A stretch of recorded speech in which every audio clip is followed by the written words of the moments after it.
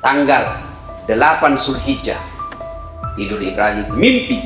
Apa mimpinya? Ibrahim, kamu pernah nazar, pernah kau janji, kalau ada anakku saya sembelih. Wujudkan janjimu, wajah janjimu. Ibrahim terbangun, ini mimpi atau wahyu? Kalau ini mimpi, kenapa jelas sekali? Kalau ini wahyu, tak lewat-lewat, anak langsung foto. Kalau tidak ya anakku, aman ji, cari mami yang nakal.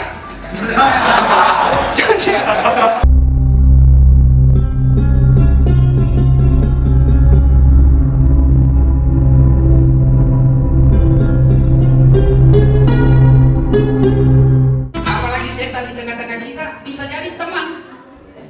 Bisa jadi itu teman gagah, cantik, itu bisa jadi setan. Kapan? Ketika dia membatalkan niat kita datang dengan dakwah. Luar mau panas. Cuma udah bagaimana ini? Setan itu. Nah, bilang orang di kampungku setan mah bunuh-bunuh. Itu susah musirnya itu. Kalau setan tidak nampak, baca bismillah lari. Kalau setan yang cakep cantik begini, dibacakan Yasin, apa bilang? Tambahin, tambah dekatkan. Wala tabi'u khutuwatis syaitan, dan janganlah engkau ikuti langkah-langkah setan, karena sesungguhnya setan itu musuh yang nyata bagi kalian. Wa qala idzan bismillahirrahmanirrahim, innallaha wa malaikatahu yusalluna 'alan nabi. Ya ayyuhalladzina amanu sallu 'alaihi wa sallimu taslima. Sesungguhnya Allah dan para malaikatnya bersalawat kepada Rasulullah Muhammad sallallahu alaihi wasallam, maka wahai orang-orang yang beriman, bersalawatlah kalian kepada Rasulullah dengan sebaik-baik salawat. Sadaqallahul Azim, maha benar Allah dengan segala firman-Nya. Ibu bapak, saudara-saudara sekalian, adik-adik mahasiswa yang insya Allah dimuliakan dan dirahmati oleh Allah Subhanahu wa Ta'ala. Sebelum saya lanjut berbicara, saya ingin menyampaikan kenapa ini acara saya adakan. Dulu ya. Pertama, saya ingin mencitrakan, membentuk opini di luar bahwa Unhas ini meskipun sekolahnya, universitasnya tidak berbasis agama, tapi mahasiswa-mahasiswinya, dosen-dosennya, sivitas akademisnya dekat dengan agama. Saya pernah datang ke sini sholat maghrib, tahu banyak orang sembahyang. Dua kemungkinan, satu karena mestinya sempit. Yang kedua karena memang tahu beriman. Ya, tuh itu motif pertama. Saya berusaha untuk mengisi kajian-kajian. Ya mungkin tidak tiap Jumat, tapi kita selang-selingi sesuai dengan kemampuan dan waktu saya. Yang kedua, saya ingin publish ceramah-ceramah saya. Setiap ceramah saya usahakan kita bagi. Kalau saya ceramah di sini, yang dengar paling 200, paling banyak 500. Nonton. Berapa yang nonton, bos? Berapa amal jariah kita dapat? Amal jariah itu kita nikmati bukan saat kita hidup, tapi kita nikmati saat kita sudah di dalam kubur. Tidak ada HP Ustaz? Sebarkan di mana? Di Rapsis. Di mana caranya? Ceramah toh bagi kalau pulang. Satu kamar tato. Di mana ceramah kan? Jago itu. Apa nak bilang? Ku lupa gitu. Ada tuh gitu orang pura ceramah begitu, tidak ada bisa disampaikan ya. Nah, sebenarnya saya mau serius tadinya tapi tidak jadi karena ini terlambat datang Pak Cetom ya. Sudah minggu depan. Ini sudah terlambat datang saya punya alat ya. Jadi insya Allah minggu depan kita saya berencana insya Allah pekan depan kita akan membahas tema jemput jodohmu di usia muda. Insya Allah. Langsung ada dosen bilang bagaimana kita yang sudah tua? Nah, temanya kiat sukses meraih jodoh. Ini yang jomblo supaya segera mendaftar ya. Adik-adik sekalian, kita akan membahas tentang jebakan iblis. Berbicara tentang jebakan iblis, salah satu manusia yang sangat sukses melawan iblis dan diabadikan dan dilakukan setiap tahunnya. Ritualnya siapa? Ibrahim alaihi salam. Keberhasilan Ibrahim alaihi salam menaklukkan iblis diabadikan dengan apa? Lempar jumroh ketika orang haji. Nah, mari kita simak ceritanya sedikit. Ibrahim alaihissalam Alhamdulillah diberi rezeki yang berlebih. Banyak tawa hartanya. Hebatnya tidak pelit. Nah bilang orang di kampungku, sogi nama labu. Kaya dermawan. Yang banyak di tengah-tengah kita, kaya pelit. Seke kikirigan lapo ku jambatan. Yang banyak. Nah, ini Ibrahim alaihissalam dermawan. Kedermawanannya dia sembelih 100 ekor onta, 300 ekor sapi, 1000 ekor domba. Bayangkan kalau dirupiahkan itu kira-kira berapa? Itu onta sekarang 25 juta satu ekor. Berapa rupiah itu? Mana anak teknik? 25 juta rupiah satu ekor domba. Nah dia memotong menyembelih domba onta 100. 100 kali 25 berarti 250 juta. Salah? Hah? 2,5 miliar ya orang sospol bos, salah itu sih. Ya? 2,5 miliar. Lalu 100 ekor kambing. 1000 ekor kambing. Itu kambing mamaku kalau dijual sekarang yang paling murah 1 juta. Berarti kalau 1000 1 miliar. Coba berapa nih? 3,5 miliar. Lalu 300 ekor sapi. Sapi di kampungku paling murah 7 juta. Kali itu. Agak berat ini. 2 miliar berapa ya? Kali 7 juta?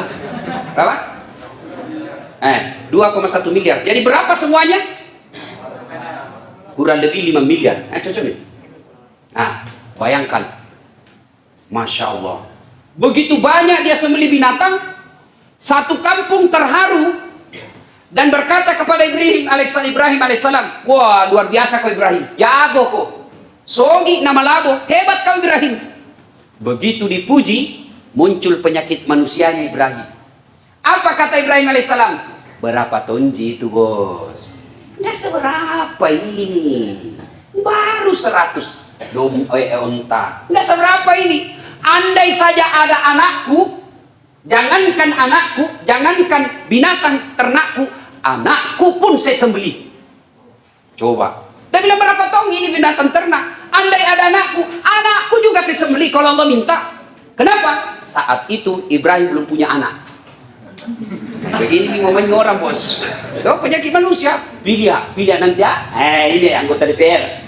Bagi-bagi kartu nama. Pilih kah bos? Kalau terpilih, telepon nggak? Begitu terpilih, ganti nomor HP-nya. Coba, bos, kalau kaya kak tanam mau kita ceramah Ustaz, saya jemputi. Begitu kaya, kelas somami Ustaz. Assalamualaikum Ustaz. Coba, penyakit manusia. Ibrahim berkata berapa tong ini? Kalau ada anakku pun saya sembahkan kalau Allah minta. Berlalu. Lalu bertahun-tahun kemudian lahir anaknya Ismail alaihissalam. Al-Quran menjelaskan ketika Ismail alaihissalam usianya tidak dijelaskan berapa tahun, tapi Quran hanya membahasakan Ismail pada saat itu sudah pandai disuruh dan sudah pandai membantu orang tuanya cari nafkah. Ya kira-kira kalau umur anak sekarang ya 15 tahun lah. Ya, tanggal 8 Zulhijjah tidur Ibrahim, mimpi. Apa mimpinya? Ibrahim, kamu pernah nazar, pernah kau janji, kalau ada anakku saya sembelih. Wujudkan janjimu, wajah janjimu. Ibrahim terbangun. Ini mimpi atau wahyu? Kalau ini mimpi, kenapa jelas sekali? Kalau ini wahyu, talewa-lewana, anak disuruh potong. Kalau tidak anakku, aman ji, dicari mami yang nakal. Ismail satu-satunya anaknya yang lama dirindukan, potong itu anakmu. Ibrahim alaihissalam berpikir-pikir, maka tanggal 8 Zulhijjah disebut hari Tarwiyah, hari berpikir-pikir. Nah, besok tanggal 9 Zulhijjah tidur mimpi lagi, mimpi yang sama. Ibrahim, bayar janjimu. Sekarang kau sudah punya anak, tunaikan nazarmu. Bangun Ibrahim. Akhirnya Ibrahim alaihissalam ngambil kesimpulan, ini wahyu, ini bukan mimpi, ini wahyu. Maka dia akan melaksanakan janjinya pada tanggal 9 Zulhijjah. Dia yakin bahwa ini adalah wahyu. Maka tanggal 9 Zulhijjah disebut hari Arafah atau hari keyakinan. Nah, tanggal 10 Zulhijjah dia panggillah anaknya Ismail alaihissalam. Ismail, sini dulu nak. Saya mendapat perintah ini dari Allah. Apa Pak C? Kalau bahasa sekarang tuh, kan anak muda di sini jadi harus bahasa gaul sedikit tuh. Apa? Dia bilang, apa itu perintah? Dia bilang begini nak. Saya diperintah Allah untuk menyembelih kamu. Menurut kamu bagaimana? Masya Allah. Kira-kira kalau kita dikasih tahu bapak tadi itu apa jawaban tak? Apa kira-kira jawaban tak? Apa jawaban tak? Paling-paling jawaban tak? Apa nana? Kenapa nana saya? Masih muda saya ini pak. Pelanjut harapan bangsa. Nah saya ini tokoh muda. Kenapa saya pak? Nenekku yang sudah tua. Itu kalau jawaban anak cerdas tapi tidak soleh. Ini cerdas cocok kita wah. Ngapa anak muda? Toto iya mau mati. Itu jawaban orang pintar tapi tidak soleh. Lalu bagaimana jawaban Ismail alaihissalam? Mau tahu jawabannya? Mau tahu atau mau sekali? Nah, kita dengar firman Allah Subhanahu wa taala. Jawabannya sangat jelas. Ketika Ibrahim alaihissalam berdiskusi kepada anaknya, "Nakku, saya disuruh Allah menyembelih kamu. Menurutmu bagaimana?" Apa jawabannya? Jangan ragu Pak, laksanakan. Tunaikan itu. Insya Allah Bapak akan mendapati saya anak yang sabar. Subhanallah. Lalu Ismail alaihissalam berkata, "Tapi Pak, ada permintaanku sebelum dieksekusi." Apa gerangan? Satu, tolong ketika Bapak sembelih saya, tutup mata, kasih menghadap saya ke bawah. Supaya apa? Bapak tidak lihat wajah saya. Kalau Bapak lihat saya, nanti sedih, terpengaruh. Yang kedua, kata Ismail alaihissalam, "Pak, tolong ketika Bapak sembelih saya, ikat tanganku dan ikat kakiku. Supaya apa? Saya tidak meronta-ronta." Yang ketiga Pak, apa? "Tolong pakai pedang yang sangat tajam supaya saya tidak lama menderita." Yang berikutnya, tolong jangan ada tersentuh darah di bajuku. Kenapa? Karena kita lihat nanti bekas darah itu, baju yang kena darah, atau ibuku lihat, nah ingatkan lagi. Dan terakhir Pak, setelah saya wafat nanti, jangan ada anak-anak lewat seusiaku depan rumah. Kenapa? Nah ingat lagi nanti kalau mamaku kalau dia lihat. Baiklah kalau begitu, laksanakan. Baik, jalanlah. Ibrahim alaihissalam menuju ke Mina, ingin mengeksekusi anaknya. Lalu berkata kepada istrinya, "Oh makna, kalau yang romantis sedikit, yang jarang kalau laki-laki romantis kalau suami istri. Betul apa cari? Hati-hati kita. Pelan-pelan. Itu sebelum jadi istri.